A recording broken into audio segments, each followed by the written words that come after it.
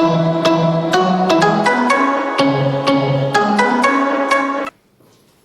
Students, Thar education group Salasar की online classes में आपका स्वागत है। हम इससे पिछले वीडियो में विलेयता टॉपिक पे सोल्यूबिलिटी पे चर्चा कर रहे थे।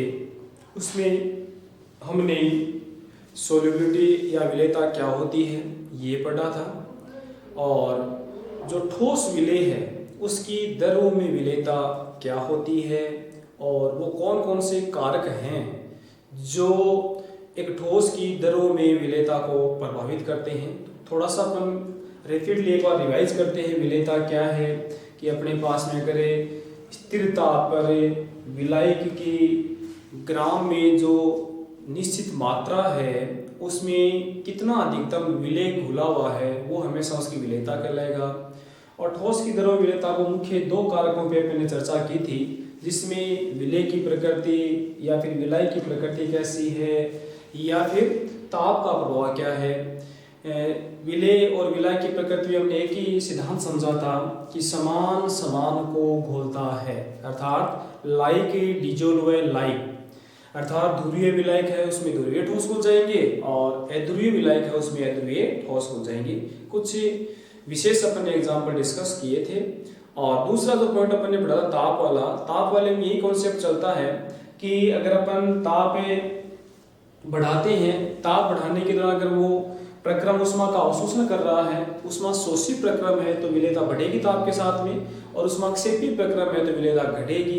एक विशेष एग्जाम्पल अपने डिस्कस किया था ग्लूबर लवण का, जिसमें हमने देखा था कि 32.4 डिग्री सेंटीग्रेड तक विलेयता बढ़ रही थी, उसके पश्चात विलेयता घट रही थी। उसका मुख्य कारण हमने देखा था कि जो ग्लूबर लवण है उसका निर्जलन हो जाना, अर्थात जल के अणु बाहर निकल जाते हैं। तो वहां तक अपन ने पढ़ा था। नेक्स्ट जो अपन आगे देखते हैं आज, वो है पहला जो पॉइंट था वो था ठोस की दरों में विलेयता, और दूसरा जो अपने पास में विलेयता का पॉइंट रहेगा वो है गैसों की दरों में विलेयता। गैसों की दरों में विलेयता।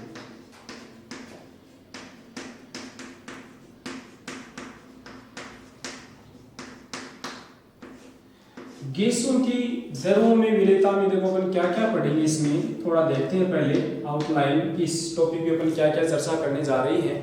सबसे पहले अपन देखें कि गैसों में जो गैस की जो दरों में विलेयता है वो क्या होती है और उसे प्रभावित करने वाले मुख्य कारक कौन कौन से हैं।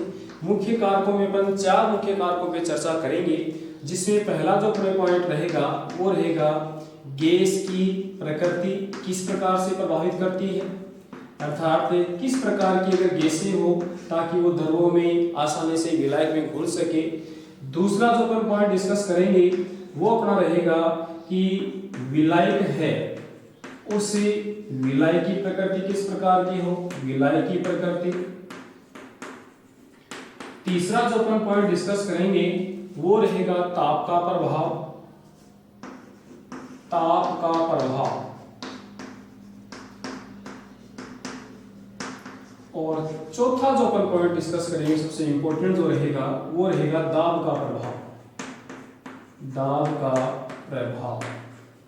और इस दाब के प्रभाव में एक महत्वपूर्ण इंपॉर्टेंट अपन नियम है वो डिस्कस करने जा रहे हैं, और वो नियम रहेगा हेनरी का नियम, हेनरी नियम।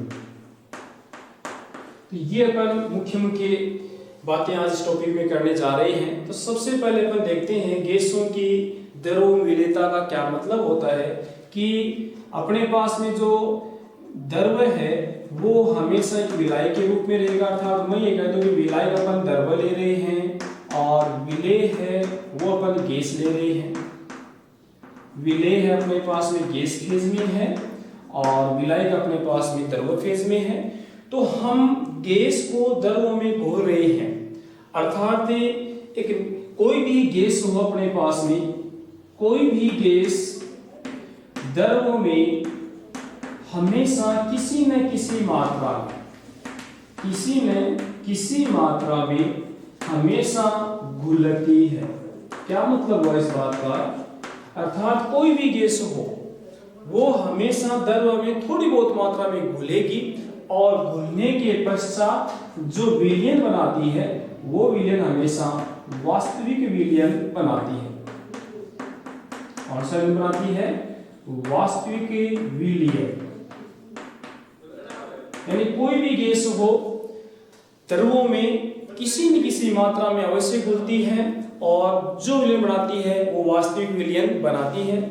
यहाँ पे एक इंपॉर्टेंट टर्म्स आ रही है कि अपने पास में कोई भी गैस है, गैस का अपने पास में ml या फिर सेंटीमीटर क्यूब में आयतन, यानी कोई भी अपने पास में एक गैस जिसका या तो अपने पास में ml में आयतन है या फिर सेंटीमीटर क्यूब में आयतन है, अगर वह विलायक के, इसमें विलायक के 1 सेंटीमीटर क्यूब आयतन में घुली हुई है तो वह हमेशा उस गैस का अवशोषण गुणांक कहलाता है। अवशोषण गुणांक क्या मतलब हुआ विद्यार्थियों? अवशोषण गुणांक से मेरा तात्पर्य है कि अपने पास में गैस का ml या सेंटीमीटर क्यूब में आयतन है और अगर वो विलायक के 1 ml 1 सेंटीमीटर क्यूब आयतन में अगर घुला हुआ है तो जो गैस एक निश्चित विलायक के आयतन में घुलेगी, जो घुलने पर अपने पास में विशेष प्रकार की स्थिति जो प्राप्त होती है, जो टर्म्स अपने पास से प्राप्त होगी वो होगी अवशोषण गुणांक। तो यहाँ पे एक छोटी सी डेफिनेशन बन रही है अवशोषण गुणांक से। आप क्या समझते हैं कि गैस का ml या सेंटीमीटर क्यूब में वह आयतन जो विलायक के 1 सेंटीमीटर क्यूब आयतन में घुला हुआ हो हमेशा अवशोषण गुणांक कहलाता है। भिन्न भिन्न गैसों के लिए अवशोषण गुणांक है वो भिन्न भिन्न होता है, वो अपन आगे डिस्कस कर रहे हैं। तो अवशोषण गुणांक क्या है और गैसों की द्रव्य विलेयता का शाब्दिक अर्थ क्या है, इसके पश्चात आता है कि वो कौन कौन से विशेष कारक हैं जो गैसों की द्रव्यों में विलेयता को प्रभावित करते हैं। तो उन कारकों को अपन 1 बाय 1 डिस्कस कर रहे हैं। सबसे पहला जो अपन कारक ले रहे हैं वो है गैस की प्रकृति। कौन सा कारक ले रहे हैं? गैस की प्रकृति। देखो विद्यार्थी, गैस की प्रकृति से मेरा तात्पर्य ये है कि वो कौन कौन सी गैसें हैं जो एक आसानी से विलायक में घुल जाती हैं। तो यहां पर ऐसी गैसें जो आयनिक होती है, आयनिक गैसें जिसे हम ध्रुवीय गैसें भी कह सकते हैं। कौन सी गैसें बोल सकते हैं? ध्रुवीय गैसें। ऐसी गैसें जो आसानी से आयनित हो सकती हैं या फिर ऐसी गैसें जो ध्रुवीय प्रकृति की होती है वो आसानी से ध्रुवीय विलायक जैसे जल में आसानी से क्या हो सकती हैं? घुल सकती हैं। इसका मतलब ये हुआ कि जो ध्रुवीय गैसें होंगी वो ध्रुवीय विलायकों में घुलेंगी। फॉर एग्जाम्पल अपने पास में जैसे मान लो मैं कह दूं NH3 है, अमोनिया गैस है, या फिर कह दें अपन HCl है, या फिर कह दें SO2 है। तो ये ऐसी गैसें हैं जो ध्रुवीय प्रकृति की हैं। तो ये किस में आसानी से घुल पाएंगी? जल में आसानी से घुलेंगी। और जो विशेष प्रकार के पदार्थ अगर इसको अपन NH3 को अपन अगर जल में घोलते हैं तो ये बनाती है हमेशा NH4OH। NH4OH अमोनियम हाइड्रोक्साइड का निर्माण कर लेगी। अगर आप HCl गैस को अगर आप घोल रहे हैं तो ये HCl लिक्विड का निर्माण कर लेगी। जैसे आप इसको H2 में डालोगे तो ये किसका निर्माण कर लेगी? HCl गैस से किस फेज में आ जाएगी? ये लिक्विड में HCl। और अगर आप SO2 को अगर जल में घोलते हैं, ये घोला अपन ने SO2 प्लस H2 किसका निर्माण कर लेगा? सल्फ्यूरिक अम्ल H2SO4। तो ये हमने कुछ एग्जाम्पल देखे हैं जो वास्तव में गैसों के हैं जिनकी प्रकृति कैसी है? आयनिक है, ध्रुवीय है। किसमें घोला हमने? जल में। किस प्रकार का विलायक है? ध्रुवीय विलायक है। तो ये आसानी से इसमें घुल रही है। कुछ विशेष प्रकार की गैसें जिनके अगर अपन अवशोषण गुणांक का घटता अगर क्रम देखते हैं, ये बहुत अच्छा क्वेश्चन आता है, कॉम्पिटिशन एग्जाम में भी आया हुआ क्वेश्चन है कि कुछ अपने पास में ऐसे गैसों के एग्जाम्पल हैं जिनको किस क्रम में देख रहे हैं, अवशोषण अवशोषण गुणांक का घटता क्रम। घटते क्रम से मेरा तात्पर्य ये होगा कि जो सबसे ज्यादा घुलनशील है उसको अपन सबसे पहले लिखेंगे, जो सबसे कम है उसको अपन सबसे पश्चात लिखेंगे। तो यहाँ पर अगर अपने पास में 1 सेंटीमीटर क्यूब आयतन है जल का, और उसमें अगर अपने पास में गैसों का अवशोषण गुणांक का घटता क्रम देखें तो कुछ एग्जांपल जैसे NH3 की अवशोषण क्षमता, अवशोषण गुणांक का मान सबसे ज्यादा होता है, उसके पश्चात HCl, उसके पश्चात SO2, उसके पश्चात H2S, उसके पश्चात CO2, उसके पश्चात C2H2। C2H2 एसिटिलीन गैस होती है जो विशेषतः वेल्डिंग उद्योग में काम में ली जाती है। ऐसे ही अपने पास में जैसे O2 है और N2 है, तो ये वो गैसें हैं जिनके अगर अपन अवशोषण गुणांक अगर क्रम देखें तो अपने को ये ऑर्डर है वो प्राप्त होता है। तो यहाँ से अपने पास में कोई क्वेश्चन है वो ऐसे बन सकता है, इन गैसों का कोई भी ऑर्डर दिया हुआ हो और अपने को पूछे कि इनको अवशोषण गुणांक के घटते क्रम में या बढ़ते क्रम में सबसे ज्यादा अवशोषण गुणांक का मान NH3 का हो जाएगा और सबसे कम है वो किसका हो जाएगा, N2 का हो जाएगा। कुछ गैसें जैसे अपने पास में N2 है, O2 है, जिनकी अवशोषण गुणांक का मान बहुत कम है, अर्थात ये ध्रुवीय प्रकृति की नहीं है, तो ये हमेशा किस प्रकार के विलायकों में घुलेंगी, अध्रुवीय विलायकों में हमेशा घुलती है। तो ये पहला अपने पास एक पॉइंट है कि गैस की प्रकृति अगर आयनिक है तो वो आसानी से जल जैसे ध्रुवीय विलायकों में घुल पाएगी, और अगर आयनिक नहीं है तो वो किस में घुलेगी, अध्रुवीय विलायकों में। जैसे अगर आप इसको अपन बेंजीन में या क्लोरोफॉर्म वगैरह में बोलते हैं तो आसानी से घुल जाती है। दूसरा अपने पास में जो पॉइंट रहेगा वो है विलायक की प्रकृति। गैस की प्रकृति अगर आयनिक गैसें हैं आसानी से घुल पाएंगी, और अगर आयनिक नहीं है तो नहीं घुल पाएंगी। विलायक की प्रकृति,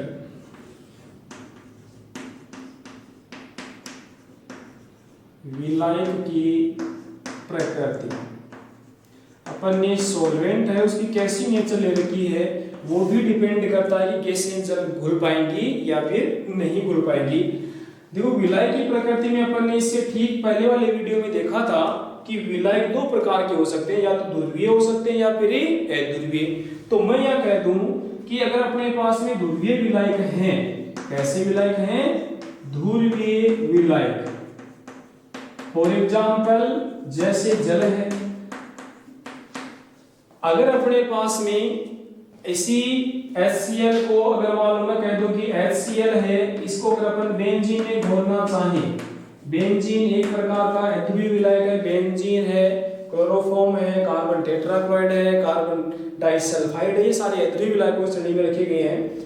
अगर अपन HCl को बेंजीन में घोलेंगे तो अध्रुवीय विलायक होने की वजह से ये नहीं घुल पाती है, लेकिन जैसे ही अगर अपन HCl को किसमें ध्रुवीय विलायक, ये अपन ने देखो H2 काम में लिया है ध्रुवीय विलायक, तो ये आसानी से इसमें क्या हो पाएगी, घुल पाएगी। तो मैं इतना ही कहूंगा कि अगर ध्रुवीय विलायक है तो वो आसानी से ध्रुवीय गैस या आयनिक गैसों को घुल पाएगा। अगर वो ध्रुवीय विलायक है, गैस अगर ध्रुवीय नहीं है, आयनिक प्रवृत्ति वाली नहीं है, तो इसमें नहीं घुल पाएगी।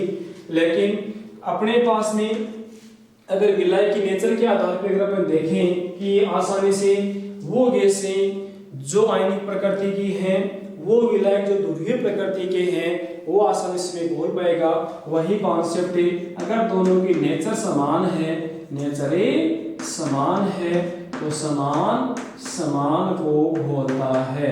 लाइक डिजोल्व लाइक, अर्थात समान प्रकृति वाले अगर विलायक और विलेय हैं तो घुल पाएंगे, और अगर प्रकृति समान नहीं है तो नहीं घुल पाएंगे।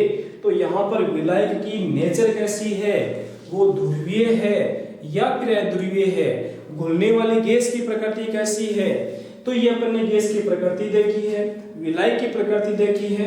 इसके पश्चात अपने पास में नेक्स्ट जो कारक आता है प्रभावित करने वाला, वो है अपने पास में ताप का प्रभाव। किसका प्रभाव है? टेम्परेचर क्या इफेक्ट डालता है गैसों की द्रव्यों में विलेयता पर? ताप का प्रभाव। देखो विशेष सिद्धांत चलता है, जिस सिद्धांत का नाम है या नियम कहें ला सातालीय नियम।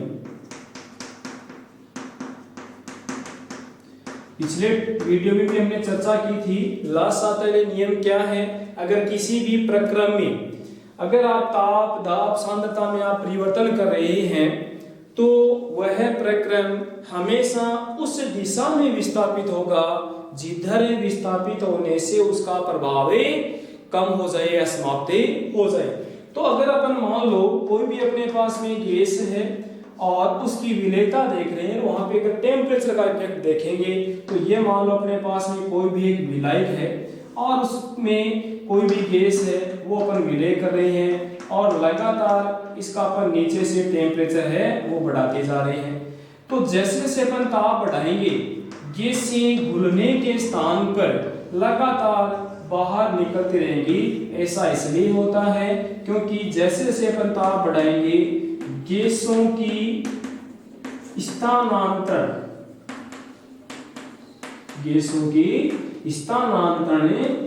गतिज ऊर्जा का मान क्या हो जाता है? बढ़ जाता है। इसलिए जैसे जैसे अपन ताप बढ़ाएंगे गैसें विलायक में घुलने के स्थान पर बाहर निकलना शुरू होती है। अर्थात मैं ये कह दूं कि ताप बढ़ाने पर गैसों की द्रव्यों में विलेयता हमेशा घटती है। क्या होती है? घटती है। बहुत अच्छा क्वेश्चन यहाँ से बोर्ड एग्जाम में आया हुआ है। क्या कारण है कि ताप बढ़ाने पर गैसों की द्रव्यों में विलेयता घटती है? तो सीधा अपन आंसर लिखेंगे, क्योंकि हम जानते हैं कि जैसे जैसे अगर अपन विलायक का अगर अपन ताप बढ़ाते हैं तो गैसों की ताप बढ़ाने से स्थानांतरण गतिज ऊर्जा का मान बढ़ जाता है, जिससे गैसें विलायक में घुलने के स्थान पर बाहर निकलना शुरू हो जाती है। अर्थात जैसे जैसे अपन टेम्परेचर को इंक्रीज करते जाएंगे वैसे वैसे गैसों की द्रव्यों में विलेयता घटती जाती है। लेकिन कुछ विशेष गैसें भी है अपने पास में। अर्थात मैं ये कह दूं कि यहाँ पे जो प्रक्रम हुआ उष्मा लगातार बाहर निकल रही है, अर्थात उष्मा से पी प्रक्रम यहाँ पे है और लगातार ताप बढ़ाने से गैसों की विलेयता वो घटती जा रही है। लेकिन दो ऐसी गैसें हैं, हाइड्रोजन और हीलियम। इन गैसों को अगर अपन द्रव में घोलें, ताप बढ़ाएं, तो ताप बढ़ाने से इनकी विलेयता में भी क्या होती है? वृद्धि होती है। ऐसा क्या कारण है कि हाइड्रोजन और हीलियम दो ऐसी विशेष गैसें हैं? ये मैं कह दूं कि एक तरह का अपवाद ही मान लो कि ये मात्र दो ही गैसें हैं जो लगातार ताप बढ़ाने पे इनकी विलेयता बढ़ती है। ऐसा इसलिए होता है क्योंकि यहाँ पे जो प्रक्रम चलेगा उष्मा शोषी प्रक्रम चलेगा। अर्थात जो विलायक है वो लगातार उष्मा का अवशोषण करेगा। इन गैसों का जो भी विलयन बनेगा वो उष्मा शोषी प्रक्रम बनेगा। वो हाइड्रोजन और हीलियम दो ऐसी गैसें हैं जो लगातार ताप बढ़ाने पर विलेयता इनकी लगातार बढ़ती जाती है। एक विशेष गैस और है, अगर मैं ऑक्सीजन की बात करूं, O2 की बात करूं, तो हमेशा हम जो श्वसन क्रिया में गैस लेते हैं और हमें ये पता है कि इसकी सबसे ज्यादा जो घुलनशीलता होती है, जो विलेयता होती है, वो किस में होती है? रक्त में। ये जनरल साइंस का क्वेश्चन भी है। ऐसी कौन सी गैस है जो अपन श्वसन क्रिया में काम लेते हैं और जिसकी रक्त में घुलनशीलता अधिक होती है? वो कौन सी गैस है? ऑक्सीजन गैस है। तो ऑक्सीजन गैस की सबसे ज्यादा घुलनशीलता रक्त में। कौन सी गैसें हैं जो ताप बढ़ाने पर ज्यादा घुलनशील हो रही है? हाइड्रोजन और हीलियम। और बाकी कौन सी गैसें हैं? क्या ऐसा कारण है जिसकी वजह से उन गैसों की विलेयता बढ़ने के स्थान में घटती है? तो अपन जैसे से विलायक को अपन ताप देंगे, गैसों की स्थानांतरण गतिज ऊर्जा का मान बढ़ जाने के कारण उनकी विलेयता लगातार घटती जाती है। तो गैसों की प्रकृति, विलय की प्रकृति, ताप का प्रभाव, ये ऐसे मुख्य मुख्य कारक हैं जो गैसों की दरों में विलयता को प्रभावित करते हैं। इसके पश्चात आता सबसे इंपॉर्टेंट अपने जहां से क्वेश्चन आता ही है, वो है दाब का प्रभाव। वो कारक जो गैसों की विलयता को दरों में सबसे ज्यादा प्रभावित करता है, और वो कारक कौन सा है? दाब प्रभाव। तो अपने पास में देखते हैं कि दाब किस प्रकार से गैसों की विलयता को सबसे ज्यादा प्रभावित करता है। अगर अपन कोई भी एक विशेष चर्चा करें, ये मान लो मेरे पास में एक पात्र है और इस पात्र में ये मान लो कोई भी अपन ने विलय ले रखा है, ये इसकी सरफेस है, सतह है। अगर इस सरफेस या सतह पर मान लो अपन ने कोई भी गैस है और उस गैस का अपन अध्ययन कर रहे हैं स्थिर ताप पर, अर्थात विलय का अपने ताप क्या कर दिया है? कांस्टेंट कर दिया है, स्थिर ताप पर। किसी भी गैस की जो मात्रा है, गैस की मात्रा जो विलय में अधिकतम घुलेगी, वो इसलिए बोलते हैं क्योंकि गैस की मात्रा अगर अपन m से लें, m से प्रेजेंट करें, तो स्थिर ताप पर विलय के एक इकाई आयतन में गैस की घुलनशील वो मात्रा जो इस इकाई आयतन पर इस गैस के अणुओं के द्वारा जितना ज्यादा प्रेशर डाला जाएगा, जितना ज्यादा दाब डाला जाएगा, तो इस विलय गैस की मात्रा द्वारा साम्य अवस्था की स्थिति में जितना ज्यादा दाब पर डाला जाएगा, उतनी ही ज्यादा वो गैस है वो उसी विलायक में घुलनशील होगी। इस बात को एक वैज्ञानिक है जिसका नाम है हेनरी, इसने सिद्ध किया और अपना एक नियम दिया, जिस नियम को अपन बोलेंगे हेनरी का नियम। तो क्या डेफिनेशन बनेगी? स्थिर ताप पर विलायक के इकाई आयतन में, विलायक के इकाई आयतन में घुलनशील गैस की मात्रा, घुलनशील गैस की मात्रा, घुलनशील गैस की मात्रा विलायक के, घुलनशील गैस की मात्रा साम्य अवस्था में, इक्विलिब्रियम फेज में, साम्य अवस्था में विलायक की सतह पर, विलायक की सतह पर विलय गैस द्वारा डाले गए दाब के समानुपाती होती है, डाले गए दाब के समानुपाती होती है।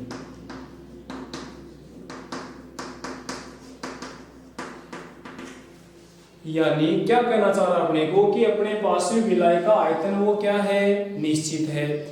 ताप क्या है? कांस्टेंट है।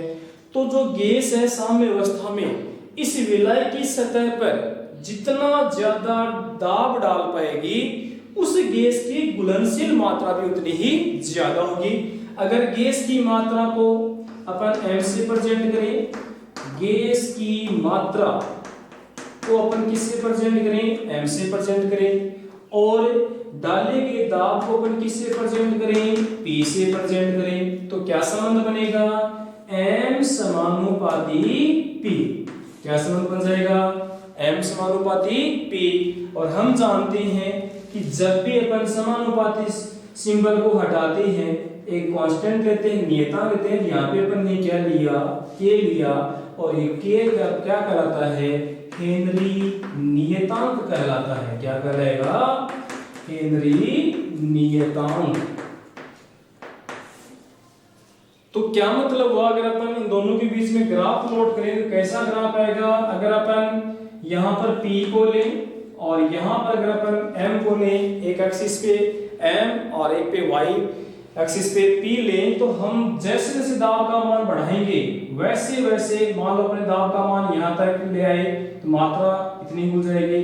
जैसे जैसे अपन दाब का मान बढ़ाते जाएंगे वैसे वैसे घुलनशील गैस की मात्रा भी बढ़ती जाएगी। अर्थात मैं ये कह दूं M और P के मध्य ग्राफ एक सीधी सरल रेखा आता है जो ये सिद्ध करता है कि वास्तव में जितना दाब इस गैस की सतह पर विलायक सतह पर लगेगा उतनी ही ज्यादा गैस की मात्रा वो घुलनशील घुलती जाएगी। और ये जो नियम है वो क्या कहलाता है, हेनरी का नियम। बहुत ही इंपॉर्टेंट नियम है कि स्थिर ताप पर विलायक के इकाई आयतन में घुलनशील गैस की मात्रा हमेशा साम्य अवस्था में विलायक की सतह पर विलेय गैस के द्वारा जो जितना ज्यादा दाब डाला जाएगा वो हमेशा उस गैस की घुलनशील मात्रा के समानुपाती होता है। अर्थात क्या संबंध बनेगा, M समानुपाती P, जितनी ज्यादा मात्रा घुलेगी जितना ज्यादा उसमें दाब डाला जाएगा। अर्थात समानुपाती के निशान को हटाते हैं तो यहाँ पे नियतांक लेते हैं, कांस्टेंट लेते हैं, वो नियतांक हमेशा क्या कहलाएगा, हेनरी नियतांक। अर्थात क्या गणितीय संबंध निकल गया अपने पास में, M समानुपाती P अर्थात M बराबर Kp। तो ये है दाब का प्रभाव कि कोई भी गैस अगर उस गैस पर अपन जल में घुलनशीलता देख रहे हैं, उसकी विलायक में घुलनशीलता देख रहे हैं, तो हमेशा उस गैस पर जितना ज्यादा अपन दाब डालेंगे वह गैस विलायक में उतनी ही ज्यादा घुलती जाएगी। और यही संबंध या यही नियम क्या कहलाता है, हेनरी का नियम। एक बार पुनः देखें, स्थिर ताप पर विलायक के इकाई आयतन में घुलनशील गैस की मात्रा साम्य अवस्था में इस गैस की सतह पर डाले गए दाब के हमेशा समानुपाती होती है। अर्थात M समानुपाती P। तो ये है अपने पास में हेनरी का नियम जो सबसे ज्यादा प्रभावित करता है किसको, गैसों की द्रव्यों में विलेयता को। सबसे ज्यादा प्रभावित करने वाला कारक है वो कौन सा है, दाब, प्रेशर। और दाब के साथ में क्या संबंध निकल गया शॉर्ट में कि जितना ज्यादा दाब होगा घुलनशील गैस की मात्रा भी उतनी ही ज्यादा होती है। अब कुछ लिमिटेशन है हेनरी नियम की, वो भी अपन देख लेते हैं। हेनरी नियम की सीमाएं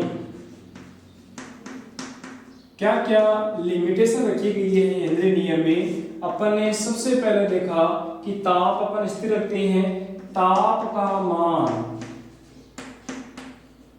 बहुत कम ना हो, कम ना हो। ये ताप अपने कांस्टेंट तो रखना है, लेकिन ये भी नहीं कि ताप बहुत अपन ने कम कर दिया फिर अपन गैस की घुलनशीलता देख रहे हो, ऐसा भी नहीं है। अर्थात ताप का मान बहुत ज्यादा कम नहीं होना चाहिए। दूसरा है अपने देखा कि दाब बढ़ाते जाओ, लेकिन एक लिमिटेशन फिक्स कर दी है कि दाब का मान बहुत ज्यादा उच्च नहीं होना चाहिए, दाब का मान बहुत उच्च ना हो। भाई ये तो कह दिया कि दाब ज्यादा होगा तो घुलनशील गैस की मात्रा भी ज्यादा होगी, लेकिन ये भी इसने लिमिट में डाल दिया कि दाब का मान इतना भी नहीं कि बहुत ज्यादा प्रेशर आप डालें और फिर घुलनशीलता का अध्ययन करें, ऐसा भी नहीं। दाब का मान बहुत ज्यादा उच्च नहीं होना चाहिए।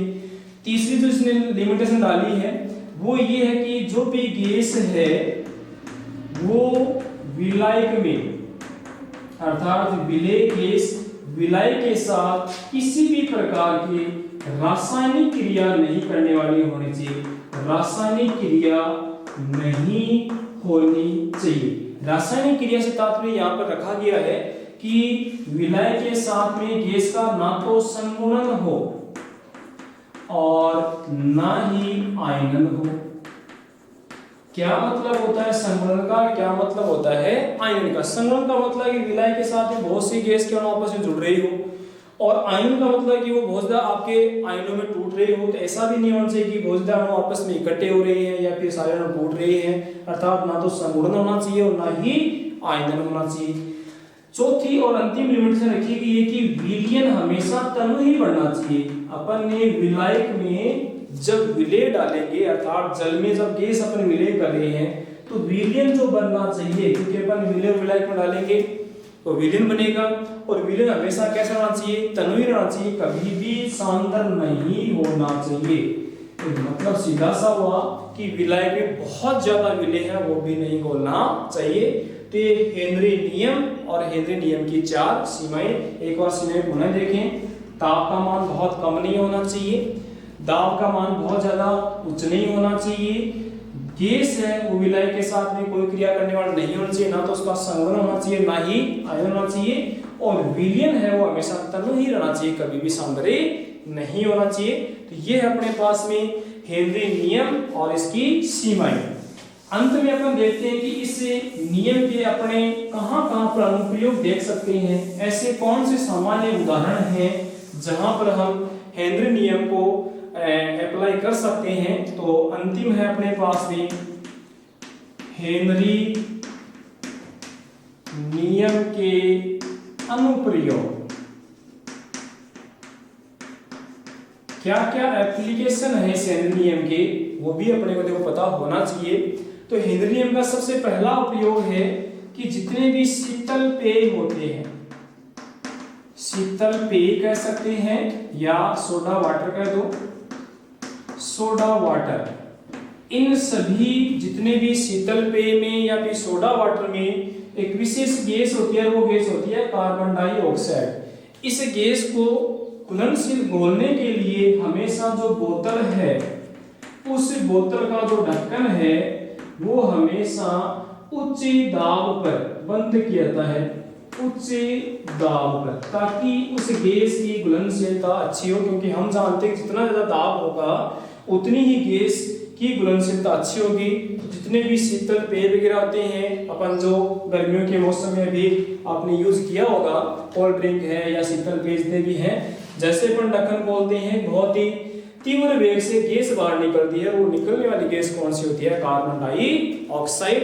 अर्थात मैं ये कहता हूँ कि जितने भी शीतल पेय हैं उन सभी शीतल पेय पदार्थों में सोडा वाटर में CO2 गैस की घुलनशीलता बढ़ाने के लिए हमेशा बोतल का जो ढक्कन है उस दाब पर बंद किया जाता है, ताकि गैस वो आसानी से उसमें घुल सके।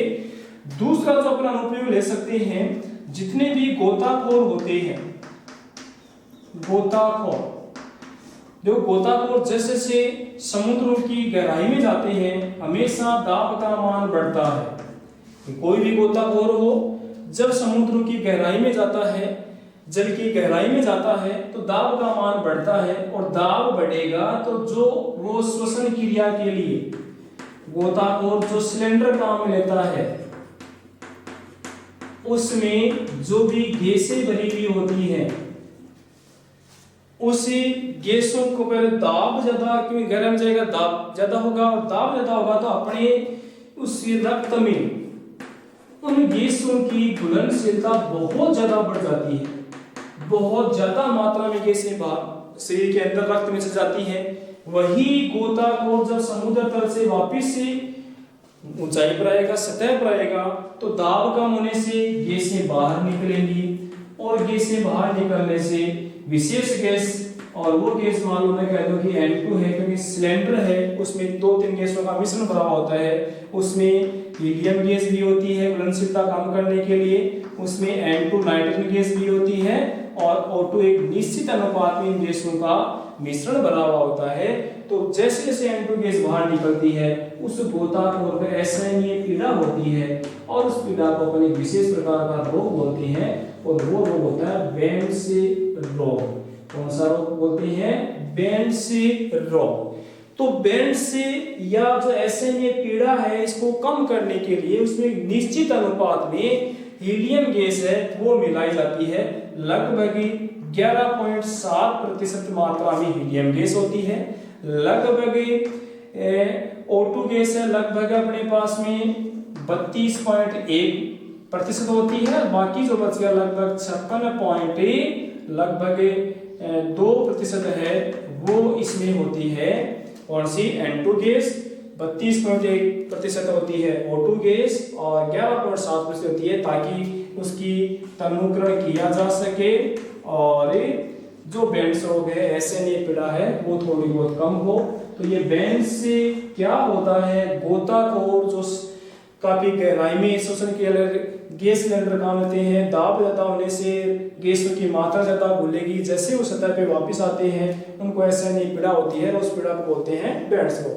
तीसरा और एक महत्वपूर्ण अनुप्रयोग इसका और है कि जो भी पर्वतारोही होते हैं, पर्वतारोही से तात्पर्य कि ऐसे व्यक्ति जो ऊंचाई के स्थानों पर रहते हैं, और हम जानते हैं जैसे जैसे अपन ऊपर की तरफ जाते हैं गैस का दाब कम होता है, किसकी मात्रा भी कम होती है, ऑक्सीजन गैस की मात्रा बहुत कम होती है, दाब का मान कम होता है। तो जितनी पर्याप्त ऑक्सीजन अपने को शरीर में पहुंचनी चाहिए उससे कम में ऑक्सीजन अपने रक्त में पहुंच पाती है। और ऐसे जो व्यक्ति होते हैं जिनकी सोचने की क्षमता बाधित होती है, सोचन शक्ति कम होती है, और एक विशेष प्रकार का रोग बोलते हैं, और वो रोग होता है एनोक्सिया रोग। एनोक्सिया क्या है? पर्वतारोही या जो ऊंचाई के स्थानों पर रहने वाले व्यक्ति जहां पर दाब का मान कम होने से ऑक्सीजन की पर्याप्त मात्रा अपने शरीर में नहीं पहुंच पाती है, और ऐसी स्थिति में लगातार रहने से व्यक्ति की सोचन शक्ति वगैरह कमजोर हो जाती है, और वो जो रोग होता है उसे बोलते हैं एनोक्सिया। एनोक्सिया क्या है, बैंड्स रोग क्या है, और क्यों हम जो शीतल पेय या सोडा वाटर होते हैं उसमें CO2 को ज्यादा घुलनशील करने के लिए, घोलने के लिए ढक्कन उच्च दाब पर हमेशा बंद किया जाता है। तो हेनरी नियम क्या है, हेनरी नियम की सीमाएं क्या है, और हेनरी नियम के अपने दैनिक जीवन में क्या क्या उपयोग है। तो प्रिय विद्यार्थियों, आज हमने इस वीडियो में गैसों की द्रव्यलीनता टॉपिक को पढ़ा, जिसमें हमने 4 मुख्य कारक डिस्कस किए कि कौन कौन से वो कारक हैं जो विलेयता को प्रभावित करते हैं। वो कारक गैस की प्रकृति, विलय की प्रकृति, ताप का प्रभाव, दाब का प्रभाव, जिसमें हमने बहुत ही मोस्ट और इम्पोर्टेंट नियम डिस्कस किया, और वो नियम कौन सा है, हेनरी नियम, हेनरी नियम की सीमाएं और हेनरी नियम के अनुप्रयोग। तो प्रिय विद्यार्थी, अच्छे से इसको देखें, पढ़ें, लिखें और अच्छे से तैयार करें। धन्यवाद।